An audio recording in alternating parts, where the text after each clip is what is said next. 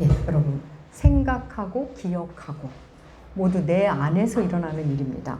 생각하는 일, 기억하는 일. 생각하고 기억하는 일이 나라는 존재와 굉장히 역학적인 관계를 맺고 있다는 거 아십니까? 역학적인 작용이 일어납니다. 생각해 볼까요? 어떤 내가 생각을 하고 기억을 해서 그 생각의 주체가 돼서 생각을 이끌어가기도 하지만 때로는 내 의지와 상관없이 생각이 나서 생각하고 싶지 않았는데 어떤 일이 기억이 나서 그 생각과 그 일이 나를 이끌어갈 때가 있습니다. 예. 차이를 느끼시죠? 여러분 경험하신 적 있죠? 내가 생각해서 생각한 대로 그 생각을 이끌어가기도 하고 생각이 나를 이끌어가기도 하는 거 경험하셨을 겁니다. 여러분 예수께서 십자가에서 숨을 거두셨습니다. 우리 주님 십자가에서 죽으셨습니다. 그 후의 이야기를 우리는 지난주부터 함께 하고 있습니다. 우리 주님은 반전 없이 그냥 무능하게 십자가에서 숨을 거두십니다. 십자가를 보고 죽으신 주님을 보고 다들 어찌할 바 모를 때 아리마대 사람 요셉이 나타나서 주님의 시신을 수습합니다. 우리 지난주 말씀이죠. 아리마대 요셉은 주님을 무덤에 안치합니다. 주의 시신을. 그렇게도 길었던 하루가 그렇게 마감됩니다. 오늘 말씀 바로 그 다음의 이야기입니다. 주님이 죽으셨고 그리고 하루가 지납니다. 안식일이죠. 안식일 하루가 지납니다. 유대인들은 안식일에 아무 일 하지 않죠. 걷는 것도 900m 이상을 걷지 않습니다. 주님이 십자가에서 죽으신 그 다음날 안식일에 마치 아무 일도 없었다는 듯이 그들은 그냥 보통처럼 생활하고 세상을 이전처럼 굴러갑니다. 그리고 바로 그 다음날 안식 후 첫날이죠. 오늘 말씀이 바로 그 안식 후 첫날 부활의 첫 새벽의 이야기입니다. 오늘 1절은 이렇게 시작하죠. 안식 후 첫날 새벽에 이 여자들이 준비한 향품을 가지고 무덤에 갔어요. 여기서 이 여자들이라고 나옵니다. 이 여자들이 도대체 누구일까요? 볼까요? 누가복음 23장 49절에 먼저 나옵니다. 주보에 실어놓기도 했습니다. 누가복음 23장 49절. 누가복음 23장 49절 말씀 우리 함께 읽겠습니다. 예수를 아는 자들과 갈릴리로부터 따라온 여자들도 다 멀리 서서 이 일을 보니라. 예, 이 여자들은 갈릴리에서부터 주님을 따라와서 십자가에서 다 함께 주님을 바라봤던 여인입니다. 여러분, 우리 주님 공생애 때 내내 딱히 거처 없이 길을 다니시면서 사역을 하셨습니다. 그랬던 주님을 여인들이 섬겼습니다.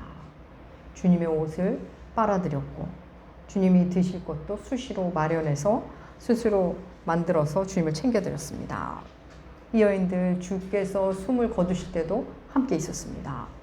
아리마대 요셉이 주의 시신을 수습할 때도 함께 있었습니다. 그 본문 볼까요? 누가복음 23장 55절과 56절 말씀 함께 읽겠습니다. 갈릴리에서 예수와 함께 온 여자들이 그 무덤과 그의 시체를 어떻게 두었는지를 보고 돌아가 향품과 향유를 준비하더라. 예. 아리마대 요셉이 주의 시신을 수습할 때 뒤따라가서 주님의 무덤의 위치도 알아놓았습니다. 그리고 어떻게 했는지 다 보았습니다. 그리고 안식일 하루가 지났고 그 다음 새벽 동이 트자 여인들은 향유와 향품을 준비해서 주님의 무덤으로 갑니다. 시신이 썩을 때 나는 냄새를 줄게 하기 위해서 그들은 시신에 향유와 향품을 이렇게 바르곤 했었습니다. 당시 향품은 향유도 그렇고 향품도 그렇고 아무리 적은 양도 아주 비쌌습니다. 오늘날로 말하면 어떻게 말할 수 있을까를 고민해 봤는데 오늘로 말하면 누가 돌아가신 후에 아주 크고 비싼 꽃을 준비했다고 할까요? 아무튼 정성스레 꽃을 준비해서 그 새벽에 갔다. 이렇게 해도 오늘로 보면 그 정도로 생각해도 좋을 것 같습니다. 당시 무덤은 동굴의 형태로 돌로 앞을 막아놓는 형태였는데 여인들이 가보니 돌이 굴러져 있었습니다. 의아하지만 그 안에 들어가 봅니다. 들어가 보니 분명히 자신들이 시신이 거기 눕혀 있는 걸 봤는데 시신이 없어졌습니다. 주의 시신이 없어졌습니다. 주님을 감쌌던 세마포만 덩그러니 놓여 있습니다. 빈 무덤. 주님의 시신이 사라졌습니다. 여러분, 우리는 결론을 알고 있는 성경을 읽지만 이 여인들은 너무나 당황스럽습니다. 어찌된 일인지 근심스럽습니다. 아, 주의 시신이 없어지다니. 누가 훔쳐갔을까? 주님을 괴롭히던 사람들이 주의 시신까지 없앤 것 아닐까? 이런저런 근심이 빠집니다. 근데 그때 찬란한 옷을 입은 두 사람이 어디서 나타났는지 그들 곁에 나타나서 주께서 살아나셨다고 말합니다. 주의 사자들이죠. 주의 사자들의 말을 듣고 여인들은 사도들에게 가서 그 사실을 전합니다. 오늘 본문의 내용입니다. 오늘 본문은 부활의 현장, 빈 무덤에 대한 말씀입니다. 비어있는 무덤이 부활의 첫 증거입니다. 또 그 빈 무덤을 본 이 여인들이 부활의 첫 증인입니다. 여러분, 여인들은 당시에 법정의 증인으로 설 수 없었던 시대입니다. 여자들이 아무리 목격하고 여자들이 아무리 얘기해도 증인으로 채택이 안 되던 그런 시대였습니다. 그런데 하나님은 그런 여인들을 부활의 첫 증인으로 삼으십니다. 하나님 방법 너무 놀랍지 않습니까? 우리 같으면 사회적으로 존경받고 믿을 만한 사람, 인정받는 사람을 증인으로 삼을 것 같은데 하나님은 당시 증인으로도 설 수 없었던 여인들을 첫 증인으로 삼으신 겁니다. 여성 여러분, 하나님은 이렇게 우리를 대접해 주시는 분입니다. 주님의 옷도 세탁해드리고 주님의 식사도 준비해드리고 끝까지 주를 섬긴 여인들. 더 이상 주님이 해줄 것이 없는데도 시신을 향해 시신도 섬기려고 최선을 다한 여인들. 바로 그 여인들을 주님은 부활의 첫 증거로 삼으십니다. 오늘날 교회 안에도 여전히 이 아름다운 여성들의 섬김이 가득 차 있지 않습니까? 주님은 여인들을 귀히 여기셨습니다. 존중하셨습니다. 여인들은 주의 사랑이 너무 고마워 또 주님이 그리워서 무덤을 찾아갔습니다. 무덤의 위치도 알아놓고 향품과 향유도 정성스레 준비해 갔습니다. 사랑하는 여러분, 사랑한다는 건 이런 겁니다. 시신이 되셔서 아무것도 해주실 수 없는 상태인데 그걸 알면서도 수고로 섬깁니다. 누가 시켜서가 아니라 스스로 자발적으로 그렇게 합니다. 되갚아주지 못할 텐데도 상관없답니다. 주를 향한 여인들의 마음이 그랬습니다. 여러분, 사랑하면 새벽에 무덤에 가는 게 두렵지 않습니다. 아니, 두려워도 그냥 갑니다. 안식일이 끝나길 기다렸다가 향품과 향유를 준비해서 서둘러 간 이 여인들의 아름답고 귀한 마음, 그 마음이 우리 모두에게 나무교회에 흐르기를 축복합니다. 여인들 무덤이 열려있는 걸 보고 이상하다 했을 겁니다. 아무튼 열려있으면 들어갑니다. 무서움이나 두려움보다는 주님을 향한 마음이 컸던 거죠. 그런데 시신이 없습니다. 우리 그 장면 볼까요? 누가복음 24장 2절에서 4절의 말씀 함께 읽겠습니다. 돌이 무덤에서 굴려 옮겨진 것을 보고 들어가니 주 예수의 시체가 보이지 아니하더라. 이로 인해 근심할 때에 문득 찬란한 옷을 입은 두 사람이 곁에 섰는지라. 분명 주님의 무덤인데 주의 시신이 없어졌습니다. 도대체 무슨 일이 있었는지 근심합니다. 그때 찬란한 옷을 입은 두 사람, 주의 사자들, 천사입니다. 그가 주의 사자들이 곁에 있다가 이야기를 합니다. 그 본문도 볼까요? 누가복음 24장 5절에서 7절까지의 말씀 함께 읽겠습니다. 여자들이 두려워 얼굴을 땅에 대니 두 사람이 이르되 어찌하여 살아있는 자를 죽은 자 가운데서 찾느냐? 여기 계시지 않고 살아나셨느니라. 갈릴리에 계실 때 너희에게 어떻게 말씀하셨는지를 기억하라.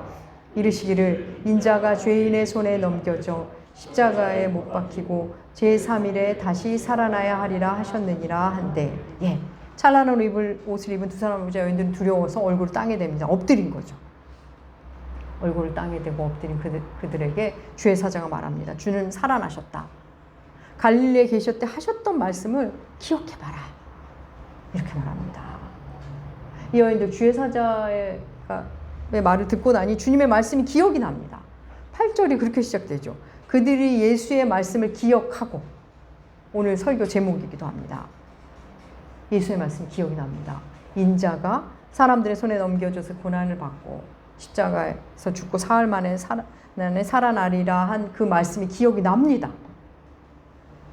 그들이 주님의 말씀을 기억해내고 어떻게 하는지 볼까요? 누가복음 24장 8절에서 10절까지의 말씀 함께 읽겠습니다. 그들이 기억하고 무덤에서 돌아가 이 모든 것을 11사도와 다른 모든 이에게 알리니 이 여자들은 막달라 마리아와 요한나와 야고보의 모친 마리아라. 또 그들이 함께한 이것을 사도들에게 알린다. 아멘. 찬란한 옷을 입은 두 사람을 보고 처음엔 그랬지만 이 설명을 듣고 생각이 나서, 주의 말씀이 생각이 나서 제일 먼저 한 일, 사도들을 찾아갑니다. 그리고 이야기합니다. 주의 시신이 없어진 것, 그리고 주의 사자를 만난 것, 흥분해서 전했겠죠. 여러분, 여인들 한 명이 아니라 적어도 4명 이상입니다. 이 여인들의 말을 듣고 사도들의 반응은 어땠는지 볼까요? 누가복음 24장 11절과 12절 함께 읽겠습니다. 사도들은 그들의 말이 허탄한 듯 들려 믿지 아니하나 베드로는 일어나 무덤에 달려가서 굽으려 들여다만 보이는지라 그 된 일을 놀랍게 여기며 집으로 돌아가니라. 예, 사도들이 여인들의 말을 듣고 그 말이 허탄한 듯 들려 믿지 않았다 이렇게 말하죠. 새 번역은 이 부분을 어떻게 번역하냐면 어처구니 없는 말로 들려 믿지 않았다. 공동 번역은 부질없는 헛소리려니 하고 믿지 않았다 이렇게 번역합니다. 네. 첫 증인들의 말을 듣고 사도들의 첫 번째 반응 믿지 않음이었습니다. 여러분, 그들도 분명히 주님의 말씀을 기억해냈을 텐데 믿지를 못합니다. 사도들이 믿지 않았다. 여러분, 이상한 거 아닌가요? 다른 사람은 몰라도 사도들은 믿어야 되는 거 아닌가요? 사도들은 믿지 않았다. 이 문장은 여러분 마치 이런 겁니다. 그 가수는 노래할 줄 몰랐다. 그 화가는 그림을 그릴 줄 몰랐다. 그 과학자는 실험을 할 줄 몰랐다. 그 사기꾼은 정직했다. 뭐 이런 정도의 말, 이 정도로 안 맞는 말이 되는 겁니다. 주님과 함께 먹고 자고 기적도 보고 말씀도 들은 그들이 이것만 믿지를 못합니다. 그런데 베드로 역시 행동파죠. 여인들의 말을 듣고 홀로 무덤으로 달려갑니다. 달려가 보니 여인들 말대로 시신은 없고 세마포만 덩그러니 놓여 있습니다. 그걸 보고 놀랍게 여기며 집으로 돌아갑니다. 사랑하는 여러분, 예수 부활은 이 정도로 충격적인 사건입니다. 사도들도 못 믿을 정도로 충격적인 사건입니다. 여러분, 오늘 이 예배의 자리에 나오신 분 중에 예수께서 부활하셨다는 사실을 모르는 분은 없을 겁니다. 예수를 믿은 연수만큼 부활절을 보냈고 그 부활의 새벽에 대한 말씀을 듣고 또 들으셨을 겁니다. 여러분은 정말 예수의 부활을 믿고 계십니까? 두 천사가 여인들에게 주께서 하신 말씀을 기억해 보라고 했습니다. 여인들 그 말을 듣고 보니 기억이 났습니다. 주께서 부활하실 걸 얘기하신 그 말씀 기억이 났습니다. 사도들 역시 여인들의 말을 듣고 분명히 주님께서 하신 말씀 기억났을 겁니다. 그래서 자기들끼리 분명 그런 말씀 하시긴 했어. 너도 그렇지? 왜 가이사랴 빌립보에서 그런 말씀 하셨잖아. 예루살렘 올라오는 길에 주께서 그런 말씀 하셨잖아. 다 기억했을 겁니다. 그런데 기억을 하는데 믿지를 못합니다. 여러분, 우리 사도들의 이 반응을 보면서 말씀을 기억해내는 것, 아는 것, 들은 것과 믿는 것이 별개일 수 있다는 것을 우리는 보게 됩니다. 여러분, 기억하는 것, 아는 것과 듣고 아는 것, 기억해내는 것과 믿는다는 것에 대해서 잠깐 생각해 보겠습니다. 예수께서 친히 내가 죽은 후에 다시 살 거라고 하셨는데 이 말씀을 믿는 사람이 하나도 없었습니다. 이 말씀을 마음에 담고 있는 사람이 아무도, 그 누구도 없었습니다. 주의 말씀을 기억하지 않은 겁니다.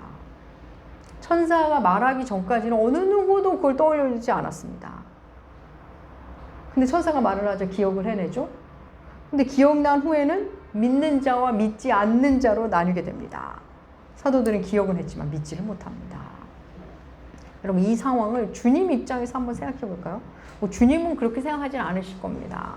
예를 한번 들어보겠습니다. 약간 부족하지만 한번 예를 들어보겠습니다. 여러분이 친구가 알래스카에 삽니다. 친구에게 편지로도 메일로도 전화로도 야 친구야, 내가 내년 네 생일 때 알래스카에 갈게. 네 생일날 12시, 난 12시에 공항에 도착할게. 그때 마중 나와. 이렇게 말을 몇 번 했습니다. 친구는 들었습니다, 일단. 근데 사실 그걸 지키기에는 너무나 열악한 상황입니다. 나는 집에 있는 걸 좋아하고 그래서 여행도 별로 다니지 않은 사람입니다. 몸도 약합니다. 더욱이 돈도 없습니다. 그래서 그런지 친구가 기억은 한 것 같은데 그러니까 듣는 것 같긴 하는데 흘려듣는 것 같습니다. 설마 한 거죠. 정말 그 친구 생일이 돌아왔습니다. 열심히 준비해서 그곳에 도착했습니다. 생일날 12시인데 친구가 나오질 않은 겁니다.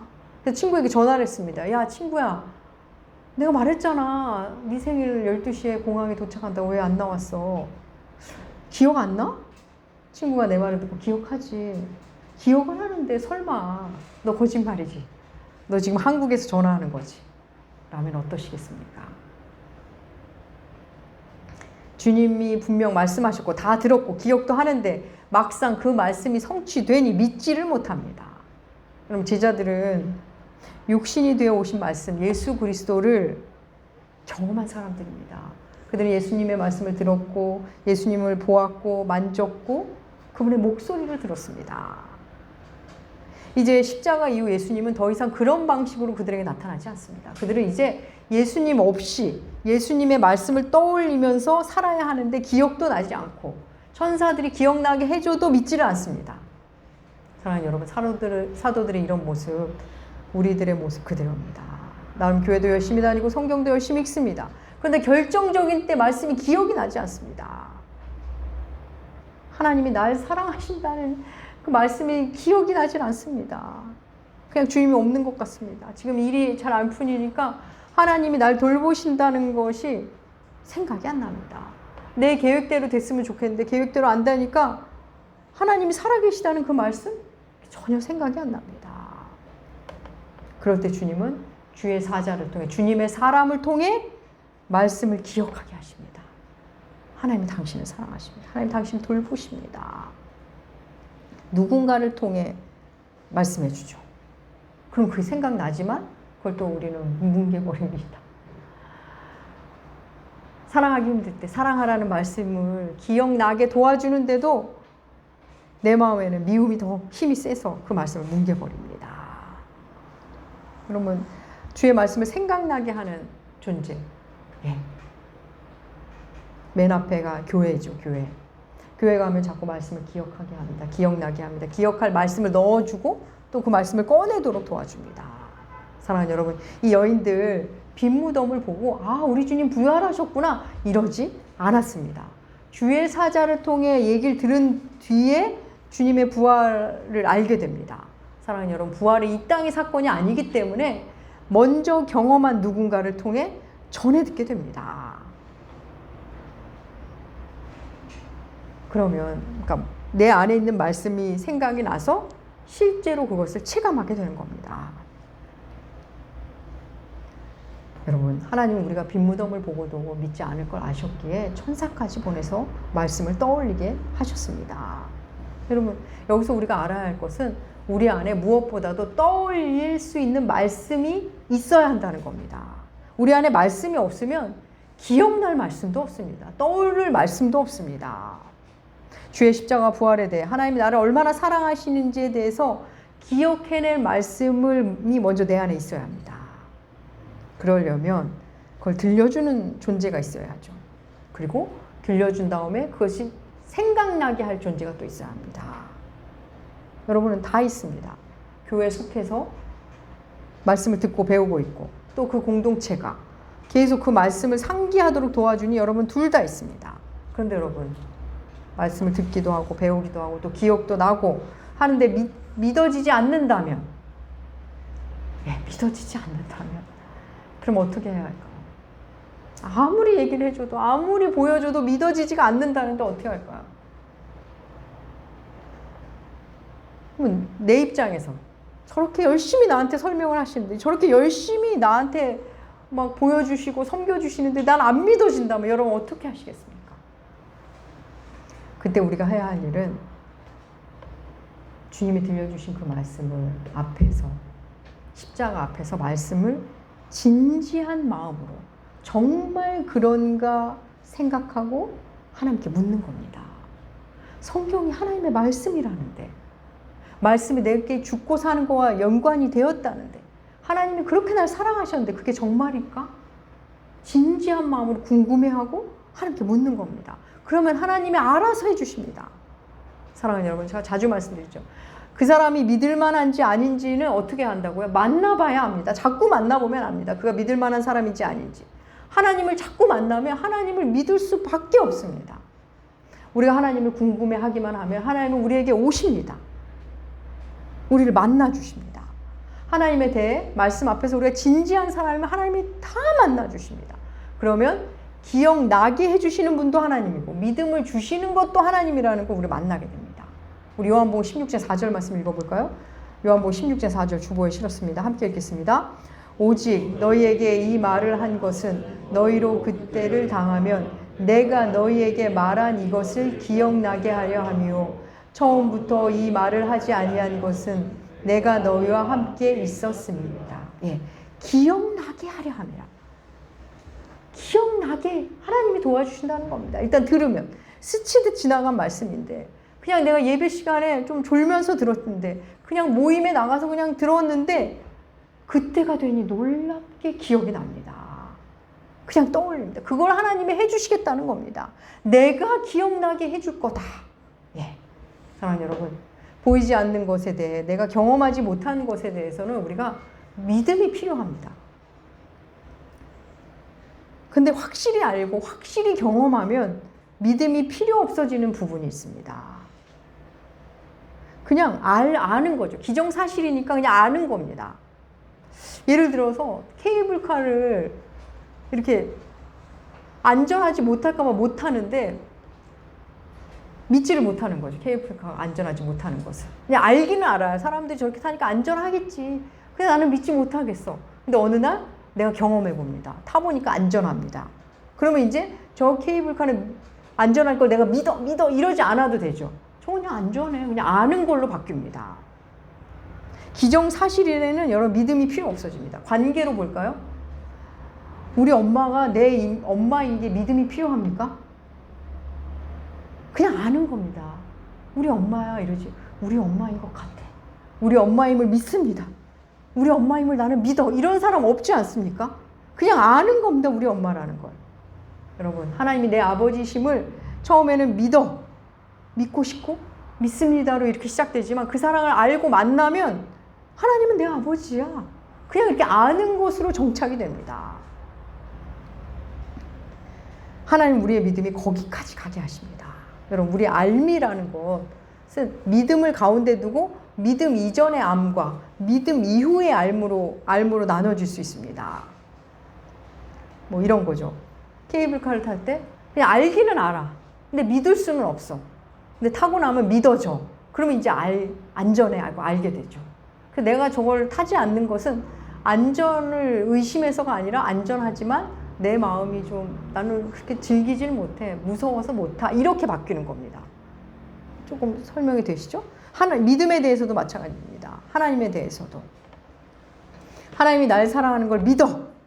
이렇게 시작했다가 그걸 완전히 경험하게 되면 그러니까 처음에는 하나님 당신을 사랑합니다. 이렇게 그냥 아는 것으로 시작하죠. 하나님 십자가 못 박히는지 알아. 나도 알아. 이러다가 경험을 하고 나면 그 믿음으로 진짜 경험을 하고 나면 진짜 더 이상은 하나님을 믿습니다. 날 사랑해 줘 믿습니다. 이러느라고 에너지를 쏟지 않아도 되는 자리까지 가게 됩니다. 이게 잘 전달이 되는지 제가 잘 모르겠네요. 네. 그렇습니다, 여러분. 믿음이 생기고 나면 하나님 날 사랑하는 걸 믿어. 날 보호해 주신 걸 믿어. 이게 아니라 하나님 날 사랑하는 건 내가 알지. 맞아. 그분은 그전에도 그랬고 지금도 그렇고 앞으로도 그러셔. 나는 그걸 알아. 이렇게 됩니다. 그 믿음이 기정사실화됩니다. 믿음과 기억 이 부분에 대해서는 예배 후에 좀 더 나누도록 하겠습니다. 여러분, 예수의 부활에 대한 믿음이 굳어지면 하나님 나를 얼마나 사랑하시는지 그 믿음이 탄탄해지면 내 삶 구석구석에서 그 믿음이 현실이 됩니다. 예수님 부활하신 거 믿어 이걸 넘어 주님이 부활하셨음을 알기에 하나님이 나를 얼마나 사랑하셨는지를 알기에 이제 내가 좀 더 아름다운 사람이 될 걸 믿어가 아니라 난 점점 아름다운 사람이 되어가고 있어. 난 그걸 알아. 그렇게 되는 겁니다. 나는 점점 예수를 닮아갈 걸 믿어. 그걸 넘어서 날 보니 너무 달라진 거예요. 나는 예수를 닮아간다는 걸 내가 알고 있지. 하나님의 사랑이 날 그렇게 인도하신다는 것을 알게 됩니다. 여러분 너무나 멋지고 당당한 믿음 아닙니까? 그러면 믿음은 너무나 당연한 것이 되고 이제 사랑하는 일만 남게 됩니다. 우리 요한일서 5장 13절 말씀 읽어볼까요? 실었으면 함께 읽겠습니다.